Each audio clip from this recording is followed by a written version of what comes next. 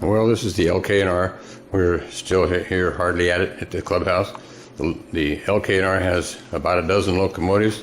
We have a few of them right here. We go around the other side of the engine house. We have some more engines over here. We have in the first track here an SW7 number 120. And right behind that is a GP60 number 360.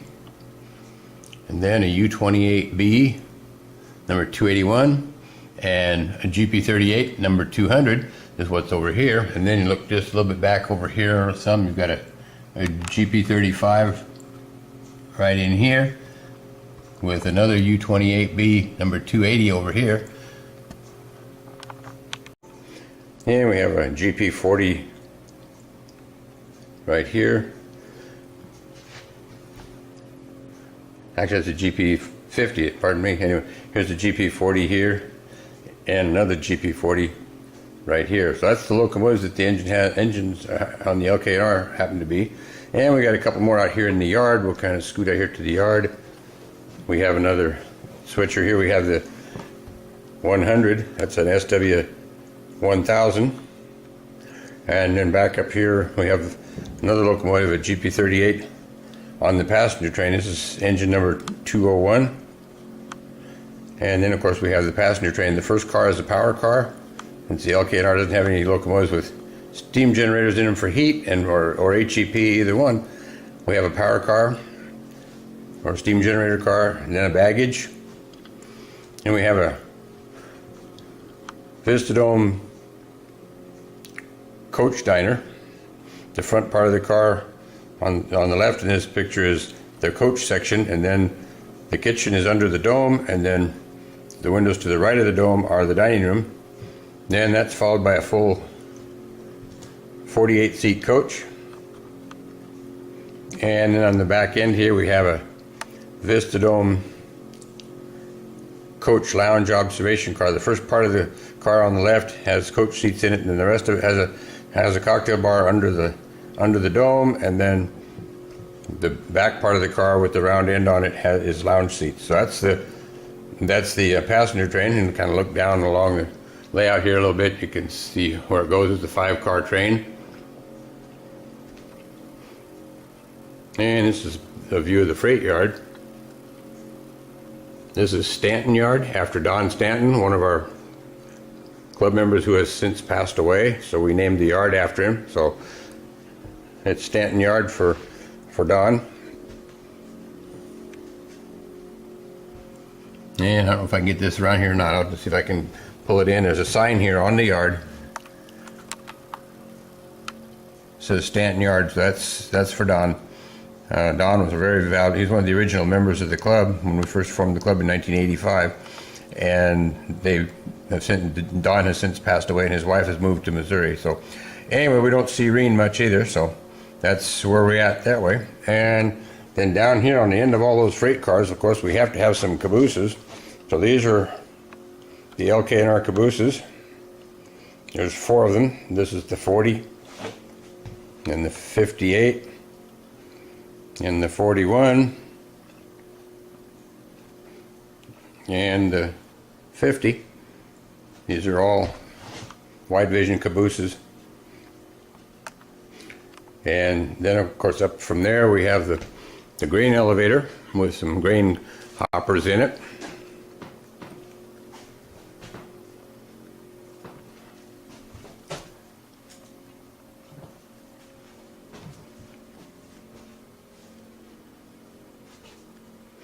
The grain elevator is a Walther's cornerstone kit that we added some extra silos to it. So the silos on the left side of the elevator building are the add-ons, and otherwise it comes with just the elevator building and one set of silos. So anyhow, that's what there's for the grain elevator. And down in here is some more of the section of the layout here. Then the main line goes into a tunnel under the town, and the branch line comes up here on the right, and it just dead ends. And the town has still got some work to be done on it yet. We got some bare ground here, and it has to be covered up with something. And slow but sure, we're getting there.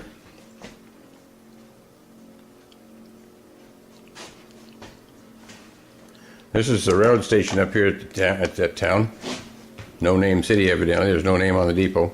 So anyway, that's the passenger station up here. And then on the right, here's a small freight shed. And something that was done is all the buildings that are owned by the railroad company are painted this buff and olive color with a light gray roof. So that's kind of club standard. And of course, you're back in here. There's some more of the business district. And the oil distributors up here. And there's a brewery in over here now that's fairly new. It hasn't been completely finished up yet, but we're getting there. And we got an ice house to put ice in the ice bunker type refrigerators for keep the beer cold. And of course, it's, I guess, a plug for Miller Light beer, so, or High Life beer. So anyway, that's that. And then over here we have some more of the layout. The main line comes out from under the town over on this end, and the branch line is up above here, and it goes into a tunnel right over here in the background there, and then the main line goes through another tunnel down below here,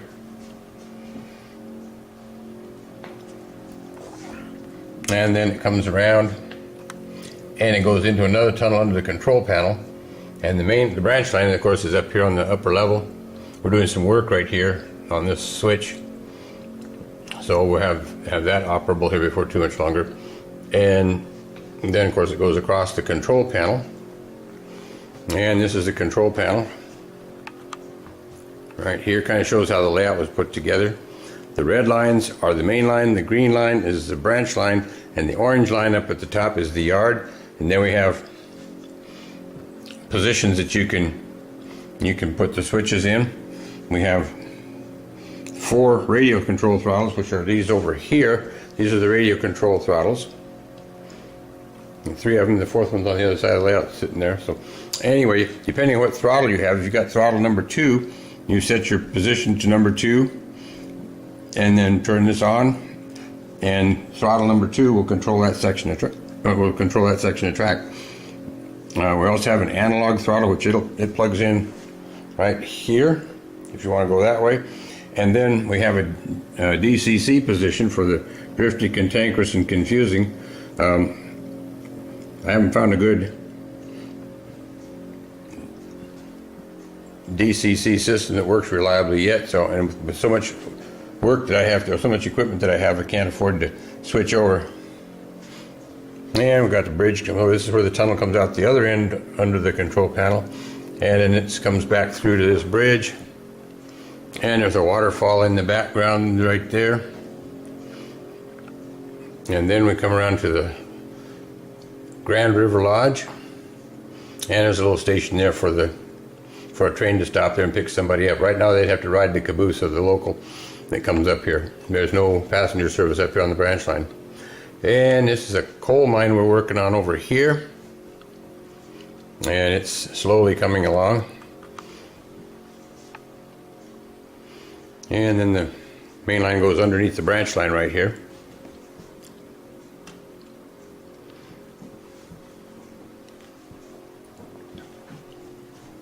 And then this is the farm. You heard about buying the farm? Well, here it is. Here's the farm. And we got the farmer's wife out there feeding the chickens. I don't know where the farmer is. I don't see him yet. Oh, there he is. He's right here by this cow, milking the cow. So that's where the farmer is. He's right there. And this is the main line. I'm going by the farm, and here's the branch line on the trestle going up to the end of the track up there. The layout is 12 feet wide by 24 feet long. It's in 10 sections that are all 2 by 8 feet. There are no corner pieces as such. It just, the layout only goes together one way, so corner pieces aren't needed. And you can see this is where the railroad brakes is right here. And we got a little industrial park area up here. Got the lumber yard. And then up here is a Webster Limited, whoever they are. And then we have a flour mill. I'm going to put some signs on that building, make a Red Wing Flour or something. And then next is the KD building, and they just happen to have a business card that made a good sign for that. This is a little Backman factory. It's not a bad little building if you doctor it up a little bit, put some glass in the windows and a few things. And we got another siding behind there with more places to put freight cars.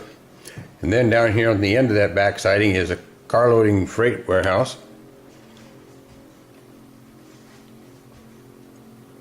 Complete with a billboard on the roof. And then we're down to the engine house again, which is right over here.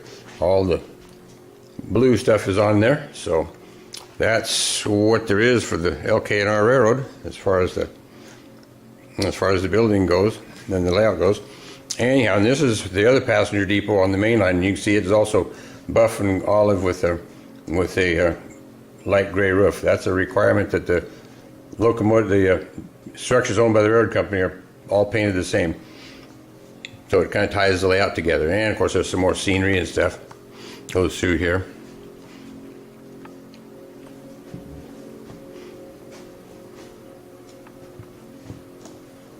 And we have some freight cars that are lettered up for the LK&R. Here's a tank car right back in here. And come right out in front of it, there's a box car. Right here is an LK&R car. And there's other cars on here too that are just random car names. And here's another LK&R box car right here. Those are AccuRail cars that got data only and put decal lettering on them. And there's another older style LK&R car right here, a 40-foot box car, as well as another one right back in here.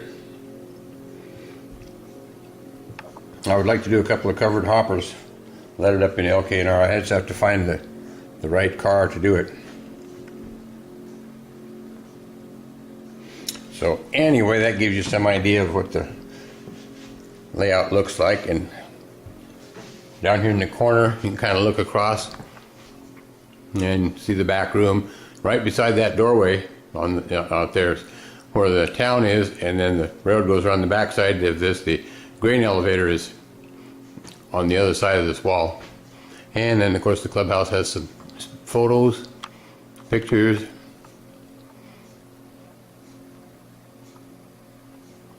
We just had the layout out of here, so it's just now getting put back in.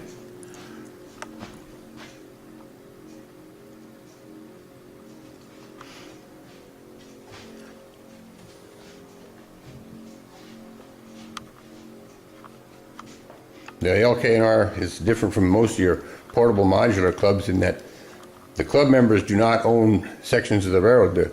The layout itself is owned by the club, as is all the blue LK&R equipment and freight equipment.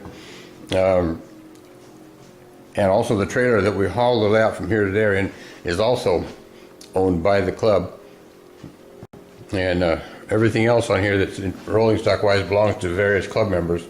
So that's kind of what there is to that. But the layout's been that way for quite a while, and this keeps the layout together. If somebody decides to quit, they just take their trains with them, but our railroad stays together. Where most of your other portable layouts, with individuals owning sections, pieces of the rail go away if they go away.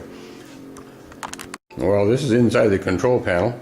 This is all the wiring done. The wiring work was done by Al Bellinger, one of our club members who is an electrical engineer, so he did all the designing of the power supplies, and he did all the work on this power board. But this is how you get the power around from one place to another. This is all the main controls. These right here are the rotary switches, have to do with the different positions.